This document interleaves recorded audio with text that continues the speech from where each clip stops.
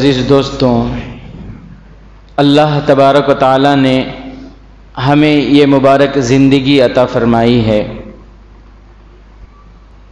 سمجھدار اور کامیاب ہیں وہ جو دنیا میں رہ کر اپنی آخرت کی تیاری کر لیں، اور بڑے ہی ناسمجھ اور بیوقوف ہیں وہ جو دنیا کے کاموں میں اس طرح مشغول ہو جائیں کہ اپنی آخرت کو بھول جائیں۔ دنیا میں مشغول ہو کر اپنے کام کاج میں، اپنی تجارت میں، اپنی دکان میں، دنیا کی چیزوں میں مشغول ہو کر اس طرح مشغول ہو جائے کہ اللہ اور اس کے رسول کے احکام کو، اللہ اور اس کے رسول کی شریعت کو بھول جائیں، یہ بڑی ہی ناسمجھی اور بیوقوفی کی بات ہے۔ میرے محترم بزرگ عزیز دوستوں، ہمارا سب سے بڑا جو دشمن ہے نا، وہ ہمارا نفس ہے۔ کون ہے بولو؟ ہمارا نفس سب سے بڑا دشمن۔ اپنے نفس کی اصلاح کرنا یہ بہت ضروری ہے۔ اپنے آپ کی اصلاح کرنا، اپنے نفس کی اصلاح کرنا یہ بہت ضروری ہے، ورنہ انسان کو سمجھ میں کیسے آئے گا کہ میں جو کام کر رہا ہوں، میں جو کر رہا ہوں یہ صحیح ہے یا نہیں ہے۔ جب تک ہم اپنے آپ کو کسی اللہ والے کے تابع نہیں کریں گے، جب تک ہم اپنے آپ کو کسی اللہ والے کے ہاتھ پر نہیں دیں گے، اپنے نفس کو مکمل طور پر کسی کے حوالے نہیں کریں گے، اصلاح بہت مشکل ہے۔ ہمارے نفس کی اصلاح ہونا بہت مشکل ہے۔ صحابہ کرام رضوان اللہ تعالی اجمعین اللہ کے نبی صلی اللہ علیہ وسلم کے ہاتھ پر بیعت ہوئے اور پوری طرح اپنے آپ کو حضور صلی اللہ علیہ وسلم کے تابع کر دیے، پوری طرح حضور صلی اللہ علیہ وسلم کے اشارے پر اپنے کو فنا کر دیے، تب جا کر صحابہ بنے، تب جا کر ان کی اصلاح ہوئی۔ ایسی اصلاح ہوئی کہ وہ حضور صلی اللہ علیہ وسلم کے اشارے پر مر مٹنے کو تیار، اپنے آپ کو مٹانے کو تیار، مٹا دیے تھے اپنے آپ کو۔ آج ہماری جو اصلاح نہیں ہوتی وہ اس وجہ سے کیونکہ ہم نے اپنے نفس کو کسی کے تابع نہیں کیا، ہمیں نفس کے تابع ہو گئے، ہمیں خود کیا ہو گئے؟ نفس کے تابع ہو گئے۔ بخاری شریف میں ایک واقعہ لکھا ہے، ایک مرتبہ حضرت ابو بکر صدیق رضی اللہ تعالیٰ عنہ اور حضرت عمر فاروق رضی اللہ تعالیٰ عنہ کسی مسئلے میں ان دونوں میں ذرا تو میں ہو گئی، ذرا بحث ہو گئی اس مسئلے میں۔ دونوں چوٹی کے صحابہ، حضرت ابو بکر، حضرت عمر، کیا مقام ان کا، لیکن ہوتا ہے تو ذرا بحث ہو گئی ایک مسئلے میں، کوئی مسئلہ تھا اس میں بحث ہو گئی۔ اس مسئلے میں حضرت عمر رضی اللہ تعالیٰ عنہ حق پر تھے، حضرت ابو بکر صدیق رضی اللہ تعالیٰ عنہ مرتبے کے اعتبار سے، ہر اعتبار سے بڑے تھے۔ حضرت ابو بکر صدیق رضی اللہ تعالیٰ عنہ حضرت عمر رضی اللہ تعالیٰ عنہ کو بلا وجہ ڈانٹ دیے۔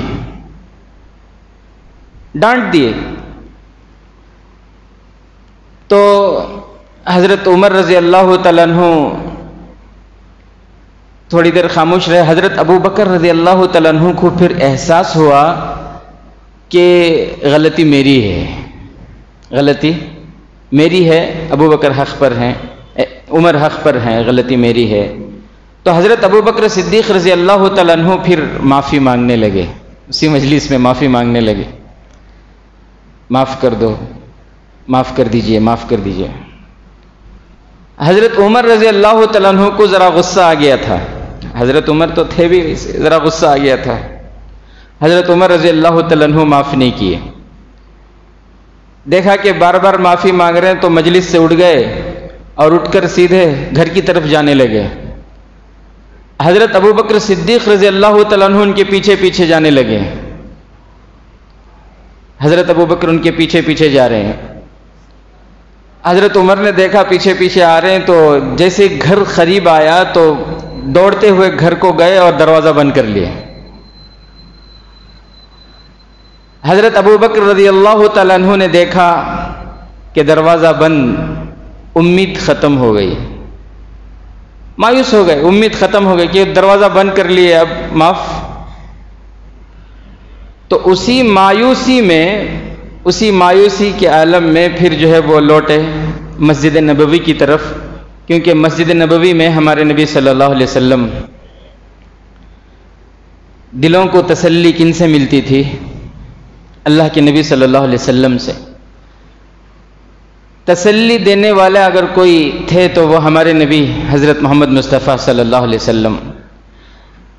صحابہ کرام رضوان اللہ تعالی اجمعین بے چین ہو جاتے، پیارے نبی صلی اللہ علیہ وسلم کے چہرہ انور کو دیکھ لیتے تو ساری بے چینی ختم، ان کو چین آ جاتا تھا. صحابہ کرام رضوان اللہ تعالی اجمعین کسی بھی معاملے میں بے قرار ہو جاتے، پیارے نبی صلی اللہ علیہ وسلم سے ملتے، بیٹھتے، بات چیت کرتے، آپ صلی اللہ علیہ وسلم کو دیکھتے، ان کے بے قرار دلوں کو قرار آ جاتا تھا. تو حضرت ابو بکر صدیق رضی اللہ تعالیٰ عنہ جیسے ہی اللہ کے نبی صلی اللہ علیہ وسلم کی مجلس کو آئے، صحابہ بیٹھے ہوئے تھے، ہمارے نبی صلی اللہ علیہ وسلم تھے. اللہ کے نبی صلی اللہ علیہ وسلم حضرت ابو بکر صدیق رضی اللہ تعالیٰ عنہ کے چہرے کو دیکھ کر سمجھ گئے. اللہ کے نبی صلی اللہ علیہ وسلم نے فرمایا صحابہ سے، جو صحابہ تھے ان سے فرمایا، ان صاحبکم قد غامرا، کہ تمہارے ساتھی ابو بکر کو کسی نے ستایا ہے. کیا فرمایا؟ چہرہ دیکھ کر ہی سمجھ گئے. فرمایا کہ تمہارے ساتھی ابو بکر کو کسی نے ستایا ہے. ادھر حضرت ابو بکر رضی اللہ تعالیٰ عنہ کو احساس ہوا کہ ارے ابو بکر تو میرے بڑے ہیں، مجھے ان کے ساتھ ایسا نہیں کرنا چاہیے تھا. وہ دروازہ کھول کر فوراً بھاگ کر آئے، وہ بھی آئے. ادھر حضرت ابو بکر رضی اللہ تعالیٰ عنہ مجلس میں آ کر بیٹھ گئے. تھوڑی دیر کے بعد حضرت عمر رضی اللہ تعالیٰ عنہ بھی مجلس میں آ کر بیٹھ گئے. تو ہمارے نبی صلی اللہ علیہ وسلم نے حضرت ابو بکر رضی اللہ تعالیٰ عنہ سے پوچھے کہ ابو بکر کیا بات ہے، خیریت تو ہے؟ حضرت ابو بکر صدیق رضی اللہ تعالیٰ عنہ نے پورا قصہ سنایا. ایسا ایسا ہوا، کسی مسئلے میں مجھ سے میرے اور عمر کے درمیان بحثہ بحثی ہوئی، بات چیت ہوئی، اور میں نے عمر کو ڈانٹ دیا، حالانکہ غلطی میری ہے، قصور میرا ہے.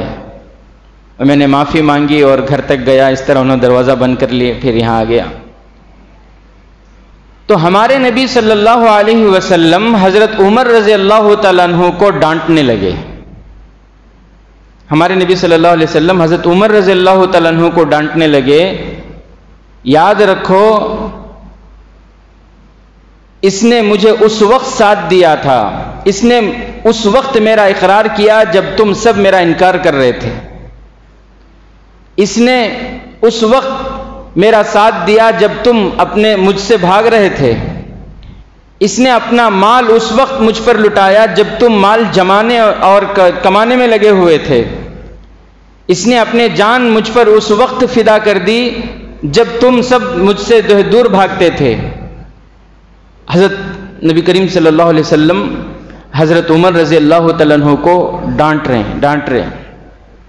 ادھر حضرت ابو بکر رضی اللہ تعالیٰ عنہ حضور صلی اللہ علیہ وسلم کا ہاتھ پکڑ کر کہہ رہے ہیں کہ اللہ کے نبی قصور میرا ہے، عمر کو مت ڈانٹیے، عمر کو مت ڈانٹیے، قصور میرا ہے، غلطی میری ہے. ہمارے نبی صلی اللہ علیہ وسلم ڈانٹے جا رہے ہیں. حضرت عمر رضی اللہ تعالیٰ عنہ کا حال یہ ہے کہ حضرت عمر رضی اللہ تعالیٰ عنہ کی آنکھوں میں آنسو آ گئے. حضرت عمر رضی اللہ تعالیٰ عنہ حضرت ابو بکر صدیق رضی اللہ تعالیٰ عنہ کے ہاتھ پکڑ کر کہتے ہیں کہ ابو بکر مجھے معاف کر دو، مجھ سے غلطی ہو گئی. ابو بکر مجھے معاف کر دو، مجھ سے غلطی ہو گئی. میرے محترم بزرگ عزیز دوستوں، حالانکہ قصور تو حضرت ابو بکر کا تھا، تو یہ اخلاق کیسے بنے؟ یہ اخلاق حضور صلی اللہ علیہ وسلم کی صحبت سے بنے، حضور صلی اللہ علیہ وسلم کی تربیت میں بنے۔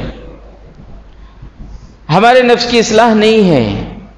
اگر ہم ہوتے تو کیا کہتے ہیں؟ ہم ہوتے تو کہتے حضرت منجے کئی کو الڈا رہی، غلطی ان کی، ان کو الڈاؤ، ان کو بولو،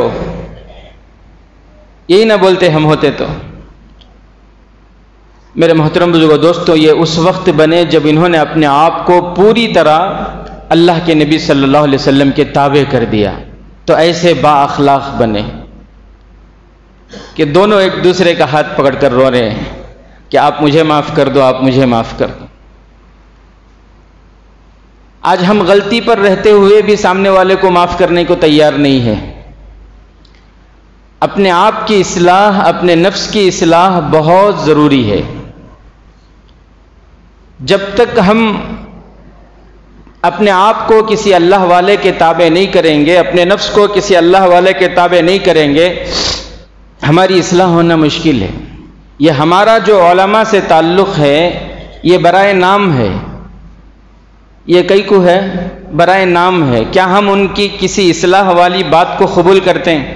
اگر کوئی چیز وہ کرنے کو کہیں کرتے ہیں، کسی چیز سے منع کرے رکتے ہیں ہم؟ نہیں۔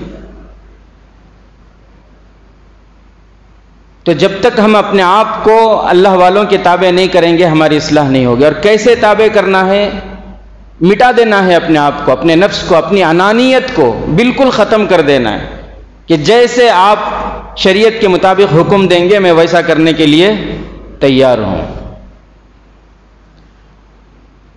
حضرت مولانا حاجی امداد اللہ مہاجر مکی رحمۃ اللہ علیہ بہت بڑے اللہ کے ولی گزرے ہیں۔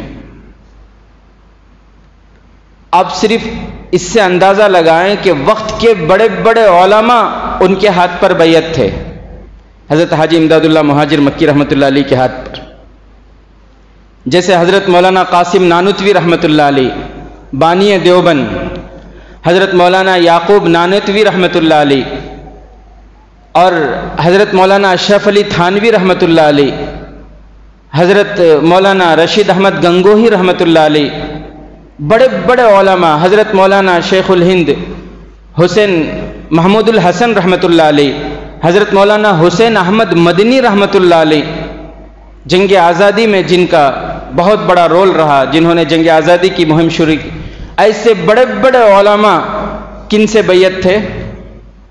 حضرت مولانا حاجی امداد اللہ مہاجر، حاجی امداد اللہ صاحب سے بیعت تھے۔ حاجی امداد اللہ مہاجر مکی رحمت، میں آپ کو بتا رہا ہوں کہ آج ہم لوگوں کو کوئی اصلاح کی بات کی جائے تو غصہ آ جاتا ہے، بیان کچھ آنا چھوڑ ڈالتی، انہوں خالی سنگا کے بارے میں بولتے رہتی، انہوں خالی سود کے بارے میں بولتے رہتی، خالی پردے کے بارے میں بولتے رہتی، ان کا بیان اشنک کو اچھا نہیں، ان کا کہاں جانا نہیں، فلاں مسجد کو جیں گے، انہوں ایسے ایسے واقعہ بولتی، واقعات ان کا بیان دیکھو بھائی۔ بچوں کو کنٹرول کرو ذرا، گاڑیاں دیو نکو بولے تو غصہ۔ عید کے بعد کئی کو ایسی فضیتی کر لے رہی، پوری عید میں رمضان میں کمائے تھے سو پورا ثواب پارا کن کو جا کو بے پردگی کر کو پورا ختم کر لے رہے۔ اب یہ سب باتیں بولے تو غصہ۔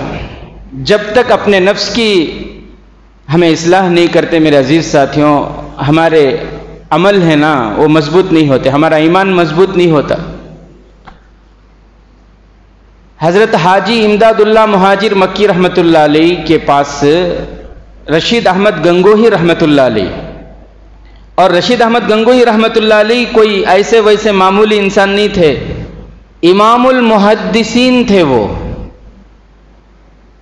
عرب کے علماء خود کہتے ہیں کہ اگر رشید احمد گنگوہی رحمۃ اللہ علیہ اس زمانے میں پیدا ہوتے تو حافظ ابن حجر عسقلانی رحمۃ اللہ علیہ جیسے جو ہے ہوتے، اتنے بڑے عالم ہوتے، اتنے بڑے عالم، امام المحدثین ہندوستان میں ان کو کہا جاتا تھا۔ اتنے بڑے عالم کن سے بیعت ہیں؟ اپنے آپ کو کن کے تابع کیے ہوئے ہیں؟ حاجی امداد اللہ مہاجر مکی رحمۃ اللہ علیہ۔ بڑوں کے تابع ہوں گے تبھی اپنے نفس کی اصلاح ہوگی۔ حاجی امداد اللہ مہاجر مکی رحمۃ اللہ علیہ دعوت کیے، بڑے بڑے علماء جتنے بھی تھے سب کی دعوت کیے، اکثر بڑے بڑے علماء کی دعوت کیے، بڑے بڑے علماء سب ان کی دعوت میں آئے ہوئے ہیں۔ رشید احمد گنگوہی رحمۃ اللہ علیہ کھانا جوڑ رہے ہیں، کھانا جوڑتے جوڑتے سب کو کھانا جوڑ دیے دسترخوان میں، وہ بھی سائڈ میں جو ہے دسترخوان میں ایک کونے میں بیٹھ گئے۔ رشید احمد گنگوہی کتنے بڑے عالم، حضرت مولانا الیاس رحمۃ اللہ علیہ کو خلافت دینے والے حضرت مولانا رشید احمد گنگوہی، حضرت مولانا الیاس رحمۃ اللہ علیہ کے پیروں میں سے ایک پیر حضرت مولانا رشید احمد گنگوہی، ان کی اصلاح کیسے ہوئی؟ حاجی امداد اللہ مہاجر دعوت ہے، پورے بڑے بڑے علماء اکابرین ہیں، سب کو کھانا جوڑ کر کونے میں بیٹھ گئے۔ جب کھانے کے لیے بیٹھ گئے، پلیٹ میں سالن ہے، روٹی ہے، حضرت حاجی امداد اللہ مہاجر مکی رحمۃ اللہ علیہ نے فرمایا، رشید بڑوں کے ساتھ بیٹھ کر اپنی شان جتا رہے ہو؟ کیا فرمایا؟ حالانکہ وہ خود بھی بڑے ہیں، لیکن حضرت کیا فرما رہے ہیں؟ حاجی صاحب فرما رہے ہیں کہ رشید بڑوں کے ساتھ بیٹھ کر اپنی شان جتا رہے ہو، اٹھو پلیٹ میں ترکاری لو، روٹی لو، کونے میں جا کر بیٹھ کر کھاؤ۔ اللہ اکبر۔ جی حضرت اٹھے، ترکاری جو بھی تھا لیے، روٹی لیے، کونے میں جا کر بیٹھ گئے۔ کھاتے کھاتے کھانے کے دوران پھر حاجی صاحب نے فرمایا کہ میرا احسان مانو کہ میں نے تم نے کونے میں بٹھایا، ورنہ میں چاہتا تو تمہیں چپل کے پاس بھی بٹھا سکتا تھا۔ اللہ اکبر۔ ہمیں سن سکتی ہے ایسے باتاں؟ نہیں سن سکتے بولے تو ہماری اصلاح بھی نہیں ہو سکتی۔ یہ ایج کر لے کھانا سو کاما، کیا پکنکاں کر لے کو، پارکا میں پھر لے کو۔ اللہ کا تقرب، ایمان میں مضبوط، اعمال میں پختگی اس وقت تک نہیں آتی جب تک ہمیں اپنے آپ کو کسی اللہ والے کے تابع نہیں کرتے۔ میں چاہتا چپل کے پاس بٹھا دیتا تمہیں، ہمیں ہوتے کیا بولتے، وہ سب کے سامنے ایسا انسلٹ کرے مجھے، تمہارے یہ شاگردیش نکو، مجھے تمہاری شاگردی تم نہ مبارک ہو، تمہاری پیری مریدی تم نہ مبارک ہو، میں جا رہا ہوں بول کو سلام کرتا چلے جاتے۔ لیکن حضرت رشید احمد گنگوہی رحمۃ اللہ علیہ نے فرمایا کہ حضرت میں اسی لائق تھا، حضرت میں اس لائق ہوں کہ میں وہاں بیٹھ کر کھاؤں۔ بہرحال دعوت ہو گئی۔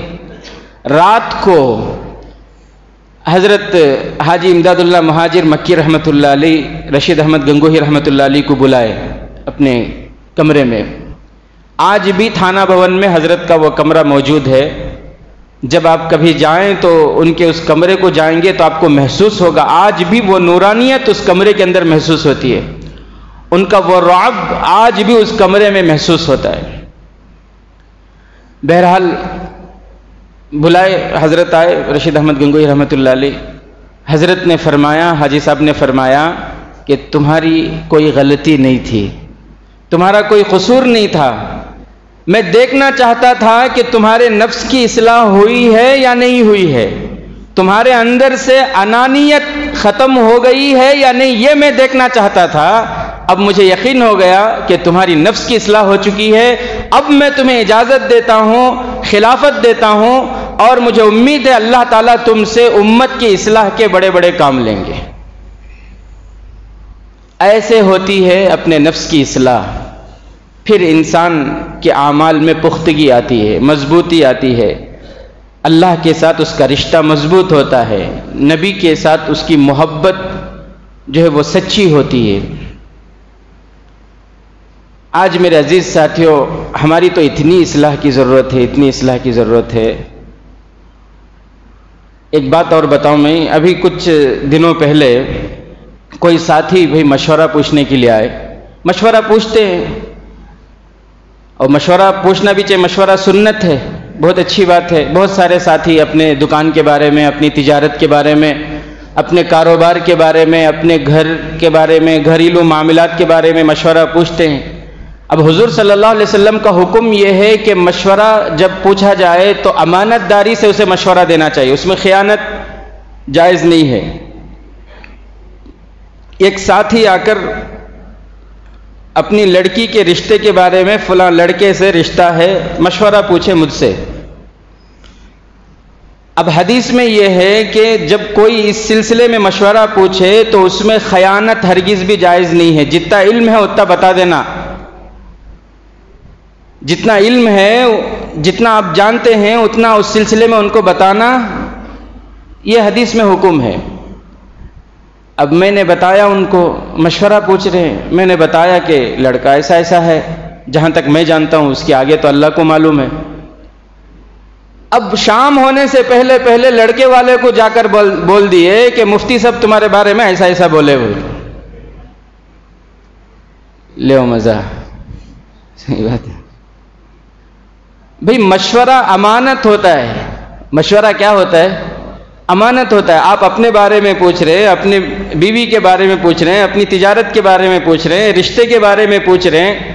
آپ جو پوچھ رہے ہیں وہ بھی امانت ہے، آپ جس سے پوچھ رہے ہیں وہ جو مشورہ دے رہا وہ بھی امانت ہے.